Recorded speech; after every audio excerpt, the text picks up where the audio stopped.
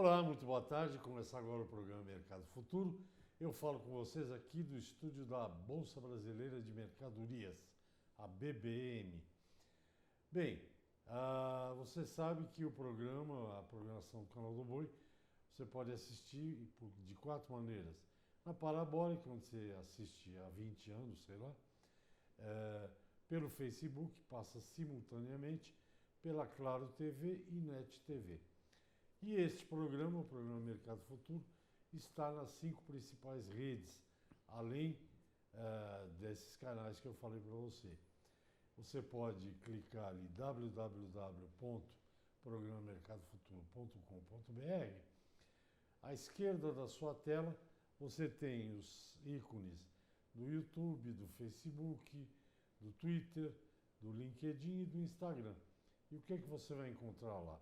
Não apenas o programa. Esse programa se encontra no YouTube, mas tem artigos que eu escrevo, fotos dos entrevistados comigo, enfim, quando eu viajo tem pequenas reportagens.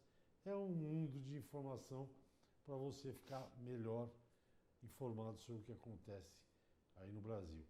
Bem, o assunto do programa de hoje vai girar, vai ser mais de um, mas sempre a gente vai falar da febre aftosa, do controle da febre aftosa e entre outros temas. Sanidade, porque o problema da sanidade não é apenas febre aftosa.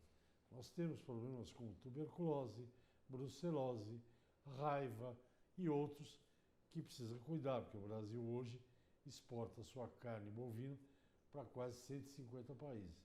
Então, esse cuidado sanitário, no meu entendimento, vai ser cada dia mais rigoroso. Bem, para falar desses assuntos todos, está aqui comigo o vice-presidente do Conselho Nacional da Pecuária de Corte, presidente da Câmara Setorial de Carne Bovina, lá de Brasília, do Ministério da Agricultura, Abastecimento e Pecuária, doutor ele até recentemente foi presidente da Academia Brasileira de Veterinária, é isso, né? Mas ele passou o bastão adiante. Boa tarde, muito obrigado pela sua presença. Eu que agradeço, boa tarde, Agora, é um prazer estar aqui. O senhor continua imortal. Eu continuo imortal, mas não mais presidente daquela vetusta instituição. E não precisa mais usar aquela roupinha. Aquilo lá eu já disse em casa, o dia que diz que aquilo lá chama-se capelo. Capelo. O dia que eu morrer, fala, coloca em cima do caixão aquilo e se livrem daquilo. O capelo. Doutor Sebastião, Paraná é livre de febre aftosa sem vacinação, com Santa Catarina. Certo. Além do lado comercial, que acho que todo mundo conhece, o que isso significa em termos de sanidade? Em termos de sanidade, significa um grande avanço, né? O Paraná é um estado realmente de importância na produção, principalmente de suínos, né? E ele vai agora poder concorrer com Santa Catarina em mercados atraentes, como o mercado japonês, como o mercado da Coreia do Sul. E acho que isso também significa, sabe, um exemplo para outros estados. O Paraná, até 3, 4 anos atrás, lutava muito com a falta de infraestrutura. Mas o secretário da Agricultura, o Ortigara, o Inácio Kretz, já no governo anterior, e o secretário seguiu com este governo, né? Eles investiram na melhoria da defesa e viram a importância de parar a vacinação para estimular principalmente a suinocultura. A suinocultura é uma coisa predominantemente, uma atividade predominantemente de pequenos e médios proprietários, né? Isso é muito importante dentro da visão econômica da pequena propriedade. E fizeram isso, houveram 2 auditorias, o Paraná colocou, sabe, recursos, o atual governador Ratinho Júnior viu nisso uma prioridade, tiveram que construir mais um único posto fronteiriço, e o Paraná, apesar da oposição de alguns criadores, invernistas, evoluiu. Eu espero que tenha sucesso, vai ter sucesso, sem dúvida alguma, eu acho isso muito importante. E, por outro lado, vai instigar o Rio Grande do Sul, porque a pressão no Rio Grande do Sul para retirar a vacinação, principalmente por parte dos criadores, é grande. eles têm que retirar para acessar mercados que remuneram melhor a produção suína. E hoje mesmo, vindo aqui, eu estava lendo uma reportagem, quer dizer, a prioridade agora do Rio Grande do Sul é na reestruturação do seu serviço veterinário, visar também parar a vacinação. Quando? Não sei, mas espero que seja rápido. São Paulo também vai ter que fazer isso, sabe? Porque nós não precisamos, daquela velha infraestrutura, veterinária em todo lugar. Hoje, com o modernismo da internet, né, dos dados na era digital, você precisa de menos gente, mas você tem que ter uma infraestrutura, principalmente para um caso eventual e remoto de recidiva, né? E nesse caso tem estados com a defesa sanitária muito abandonada, sabe? Não valorizaram muito. É um problema nosso, brasileiro, né? O Brasil só vai para frente com as boas chicotadas no lombo, né? Para embretar e andar, né? Você vê a questão de esgoto, de saneamentos em grandes cidades brasileiras, é um caos. A agropecuária também, principalmente a pecuária, foi vista como uma oportunidade para fugir da inflação e não investiram muito na tecnologia, né? E hoje é essencial. Eu acho que o Paraná está dando um grande exemplo. Espero que São Paulo também, em breve, o acompanhe. Sim, Rio Grande do Sul eu acho que é premente, é Muito, urgente, porque ele muito. também é um grande produtor de suínos, de aves, enfim, e outras coisas, né? Você estava falando da tecnologia que me fez lembrar que mesmo o agro já usa, né? Por exemplo, no atual mandato aí da deputada Tereza Cristina, ministra da Agricultura, Sim, excelente ministra, por os sinal. chineses já estão fazendo vistoria de frigorífico via Skype, né? Via internet, né? Porque para vir da China para cá, eu brinco aqui, eu tinha um executivo que quando ia negociar na China, dizia, Resch, eu gasto uma semana para ter um dia de reunião. Praticamente 2 dias para ir, um dia para reunião, 2 dias para voltar. 5 dias. 5 dias. Uma semana. Na defesa sanitária tem mais é que usar sem dúvida alguma. Também. Aliás, o Brasil deveria usar muito isso. Eu fico irritado quando você está no sistema marginal e você vê sirenes de viaturas policiais levando presidiários para depor, trazer de volta. Ah, porque acham que só ao vivo e não pela internet. Ah, vá caçar coquinho, esse é o fim do mundo, é gastação de dinheiro. Pela internet. Pela internet, acabou. É igual, né?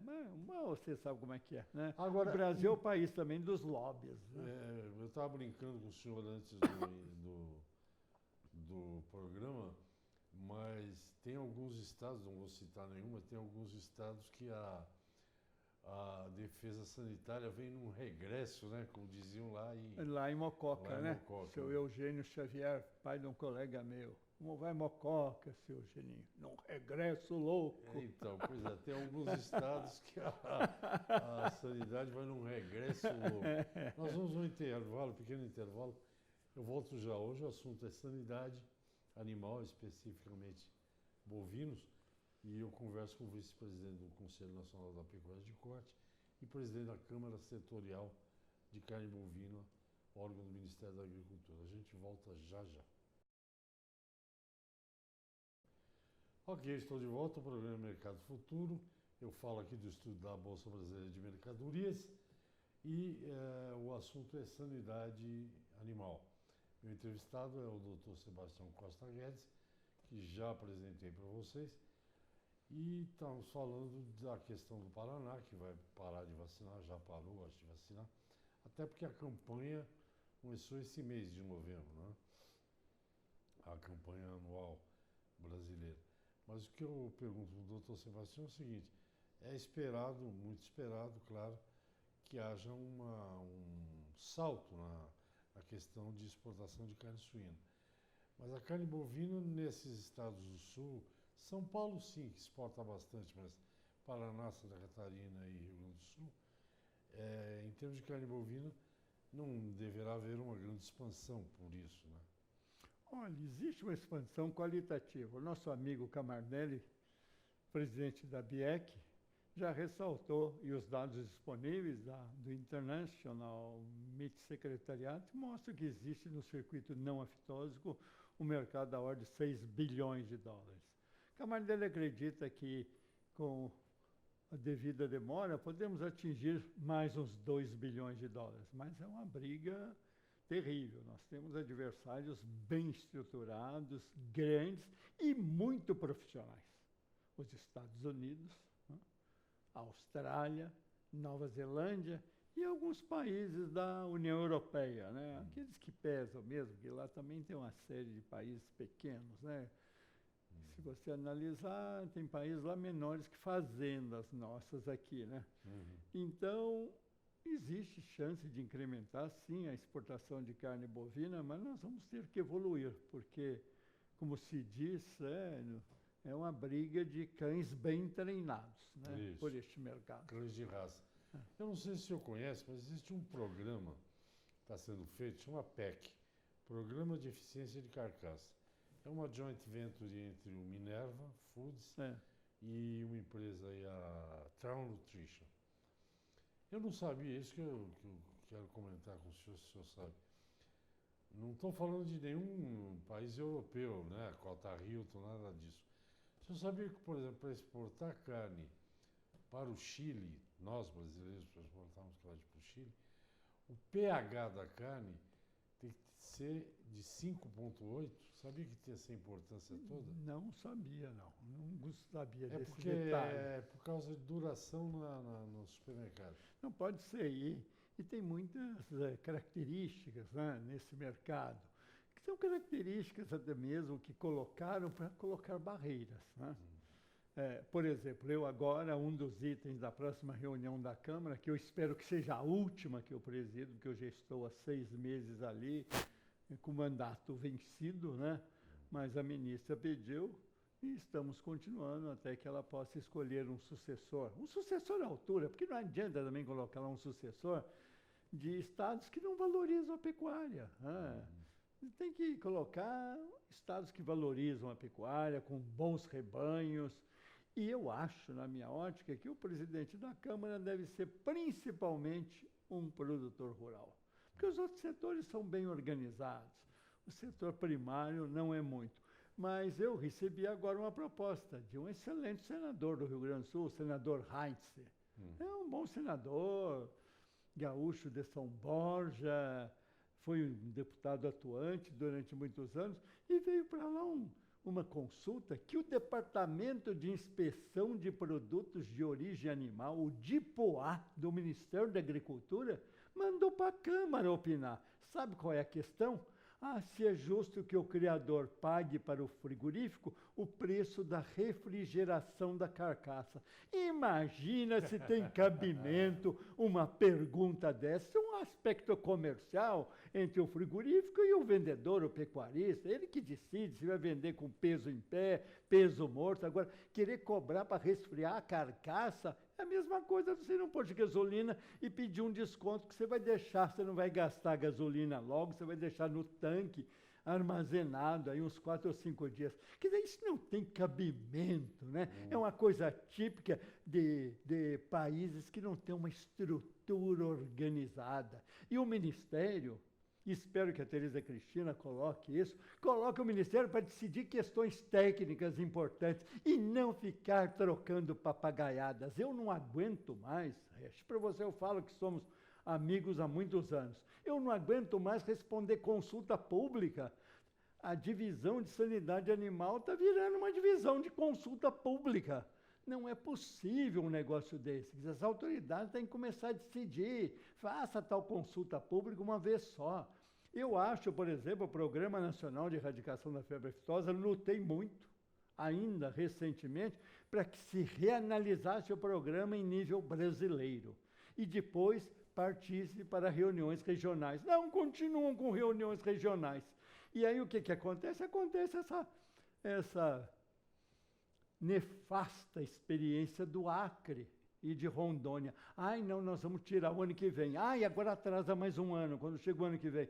Isso desmoraliza, já diz logo, olha, nós vamos tirar em 2023, 2025, e trabalha para isso. Paraná fez isso, né? Muito criteriosamente, e agora fica querendo ouvir criadores. E os criadores, eu vou te dizer, com raras exceções, falam uma coisa hoje e outra amanhã. Agora nós vamos ter uma pausa nisso daí, por causa da peste suína africana na China, né? O mercado aqueceu, e quando o mercado aquece e os preços sobem, acabam os problemas, teoricamente. Mas eles vão voltar. Você veja a questão americana. Por que que os Estados Unidos proibiram a importação de carne brasileira depois de 20 anos de luta? Porque acharam resquícios de abscesso. Insistimos para modernizar a vacina. Modernizaram agora, neste ano. Os Estados Unidos já aprovou a reimportação de carne no Brasil? Não. Eles vão inspecionar, vão ver. Por quê? Porque eles também têm interesse nesse mercado. Então, nós precisamos ser objetivo. E o governo cabe decidir, orientar, e não ficar todo ano perguntando a produtores ou a setores. Nós temos um caso no Brasil que agora é a favor até nosso posicionamento da indústria veterinária. A questão de quimioterápicos e antibióticos. Está se falando muito em restringir isso. Precisa restringir, mas com critério. Porque nós não podemos ter uma produção pecuária moderna sem usar esses antimicrobianos. Nós temos que usar uma classificação adequada, seguir padrões internacionais e deixar bem claro a maneira de usá-los. Mas nós não podemos extingui-los, e nem querer fazer uma legislação que nem o rei do Brunei faria, né? Porque o Brasil tem essa característica, nós somos muito mais realistas que os próprios reis, né? Eu acho que Luís XIV até ia se sentir aqui uma criança de colo, né? De ver certos posicionamentos, né? Nós voltamos já, nós vamos no intervalo, converso com o Sebastião Costa Guedes, vice-presidente do CNPC e presidente da Câmara Setorial da Carne Bovina, Ministério da Agricultura, Abastecimento e Pecuária. Eu volto já, até já. Ok, estamos de volta ao programa Mercado Futuro.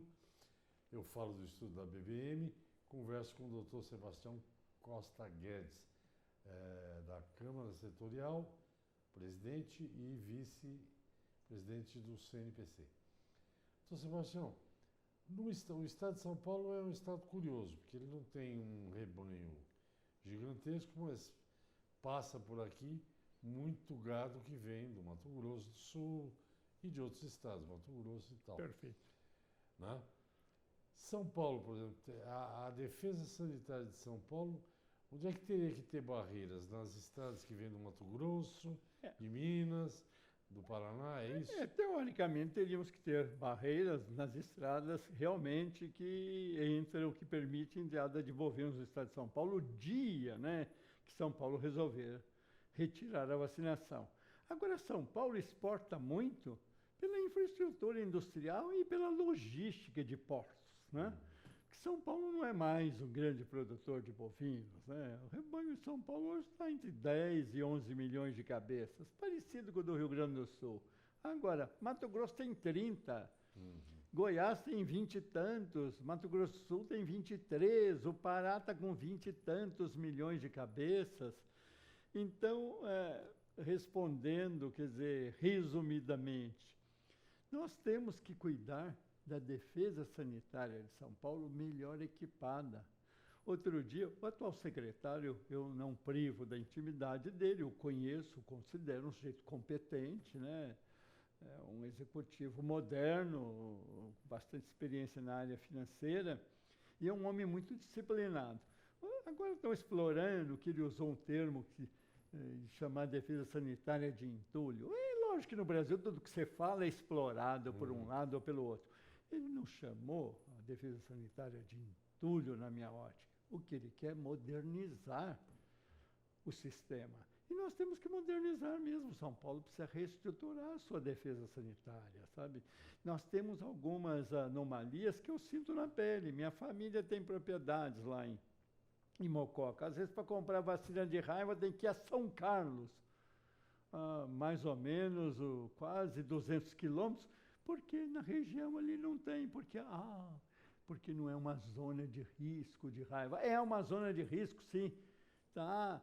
nos contrafortes da Serra da Mantiqueira. Então, nós precisamos um choque, sabe? E melhorar a intercomunicação entre as casas da lavoura. Eu acho que São Paulo precisa, sabe, de revisar nesse ponto. Agora, o governo assume, não está nem há 8 meses aí, ou está há 10 meses agora. Ele não pode resolver tudo da noite para o dia, principalmente nessa carência de recursos, né? Isso é um programa que todo mundo sabe. O governo quer que gaste tanto em saúde, em educação, não tem mais dinheiro para nada, né? Nós vamos ter que pagar mais impostos, isso é claro. Agora, nós temos que modernizar esta estrutura. Veja, e tem coisas incríveis no país que foram racionalizando com base na política. Outro dia eu precisei de um documento da família. Tive que deslocar uma pessoa para ir de Mococa, em São José do Rio Pardo, para entregar na Receita Federal um documento. Meu Deus, você não consegue entregar numa coletoria estadual? Por que isso? Ah, porque um deputado federal mudou. Ah, tenha dó, né? Eu acho que são coisas que o Brasil deveria acordar para certas coisas. Eu estou aqui com o envelope, sabe para quê? Para assinar e mandar para a Academia Brasileira de Veterinária um atestado que eu estive na ata da eleição que elegeu o Dr. Josélio como presidente. Agora, você precisa mandar isso pelo correio. Eu estive lá no Rio 2 vezes para resolver isso. É esse emaranhado burocrático, né? Você não assinou a ata? Hein? Assinei, mas agora tem que dar um certificado, porque o CEP do prédio onde está a academia está um CEP individualizado. XYZ 900. E lá na ata aparece XYZ 020. O prédio é o mesmo. Ah, mas tem que ter o CEP. Olha, tá aqui, ó. Olha, eu vou ter que mandar isso outra vez para o contador, né? E o contador até que arrumaram lá para a academia, tem um jeito bom. Não, mas essa burocracia, né, é inexplicável. Não, é uma coisa absurda, já extinguiram. Você paga hoje contas pelo telefone, qualquer hora do dia ou da noite. Eu mesmo paguei ontem uma conta. Eu ontem embarguei uma conta, porque eu mudei um telefone em Ubatuba há 3 meses. Cancelei um telefone antigo, que era no nome do meu sogro, que já morreu, mas que eu pagava as contas todas. Abri uma conta em meu nome para ter acesso à internet. A conta do meu sogro, o telefone do meu sogro, que era debitado na minha conta, eu falei, mas vem cá, continua vindo isso. Ah, o senhor tem que cancelar. Já cancelei na Vivo 2 vezes. Desculpe falar o nome da firma, mas falo mesmo. Ontem eu cancelei no banco pela internet, porque não vem a conta nova e continua vindo a conta velha. Ah, tenha dó, né? É um país realmente... Olha, eu tenho dó, ou tenho pena, né? Do meu primo, que está no Ministério da Economia, meu primo por parte de Adão e Eva. Ah, né? sim, o doutor Paulo Guedes. É, porque, olha, coitado, É querido. uma coisa de louco, isso aí é uma coisa realmente maluca. A propósito, não está ainda no site, mas ontem mesmo eu escrevi um artigo. Aliás, quando você vem aqui, a gente acaba falando da deputada Tereza Cristina várias vezes. Eu escrevi um artigo dizendo que todos os setores organizados da economia, não é só aqui, no mundo, são, primeiro, organizados, setores fortes. Segundo, tem sempre líderes que agem pensando no setor. É, isso aí. E não em promoção pessoal. E eu termino dizendo o seguinte, foi um grande empresário do setor agro, eu me reservo de não dizer lógico. o nome dele, porque vai complicar ele, mas ele, tive num evento com ele e falou assim, ó, a ministra Tereza Cristina me lembra a época do ministro Marcos Vinícius Pratini de Moraes. Sim, grande ministro. Da época recente, da época relativamente recente, foram os 2 ministros que entregam. Eles vão, trabalham e mostram o resultado. Porque o Brasil não pode ficar mais com essa lenga-lenga, burocracia e discurso que ninguém aguenta mais ouvir. É isso aí, é verdade. por aí, Outro mas- dia também eu escrevi que a Tereza Cristina, embora recente no cargo, já está entre os grandes ministros brasileiros. Vai atrás dos problemas e de soluções. Eu incluo no Não, rol e já abriu mercado do Pratini, sim, e eu incluo também, quer dizer, nós tínhamos um ministro que ficou pouco tempo no cargo, mas foi um cara eficiente, ele foi atrás dos problemas, o ministro Blairo. Ele foi atrás dos problemas, e isso nós temos que ver, nós temos que acabar com esse corporativismo maléfico que tem em certas carreiras do Brasil. É uma coisa tremenda um negócio desse. Eu convivi muito, você viu, com 2 americanos, o Phil Bradshaw, que foi presidente de Chekhov da soja durante anos, e com James Butler, foi vice-ministro do governo Bush Filho, né? Eles ficavam horrorizados com a burocracia, com a letargia brasileira. Lá nos Estados Unidos, há muito tempo, eu fui a Louisville, no Kentucky, para discutir, participar de uma reunião para ouvir as prioridades da pecuária americana. Era uma reunião, regiões, estados, e aí discute nacionalmente quais são as prioridades e onde aloca-se os recursos. E nós aqui não, é Brasília que faz tudo, ó, tem a dó, né, tchê? Não dá. Né? É bom, esse governo está tentando, Está tentando, um pouco, né, a poeira tá para outros tentando. lugares. Bom, nosso tempo está acabando, é isso, Vitor Feliciano? Se ele fez 5 a cabeça é porque está acabando. O Kleber agora não pode falar com a gente porque aparece um ar. Ah, É. Bom, eu agradeço o senhor pela entrevista. Eu que agradeço, é sempre uma oportunidade. E eu espero realmente passar a Câmara, sabe, na próxima reunião para um sucessor. Quando é a próxima reunião? É dia 13 de dezembro, às 14 horas, em Brasília. E estamos lutando aí para arrumar um sucessor adequado. Porque para ter gente que vai colocar no currículo que foi presidente da Câmara, isso não vale nada e para isso também nós não precisamos. Né? De ninguém, né? E eu estou também lutando com a saúde, já careca, velho, né? Tem que abrir espaço. Tem que abrir espaço por gente nova, e tem gente nova na cadeia, sabe? Tem. Agora precisa parar com essa politicazinha, você me indica para isso, eu te indico para aquilo, isso tem que acabar, né? Ok. Esse é o Brasil. Transmita os meus cumprimentos também à doutora Bob. Muito obrigado. Abraço à dona Clô. Darei, obrigado. Também é médica veterinária, né? É, médica veterinária. Então tá bom. Coisa curiosa para vocês, isso aqui não está no programa, não está no roteiro. Eu e o doutor Sebastião nascemos no 26 de maio. 26 de maio.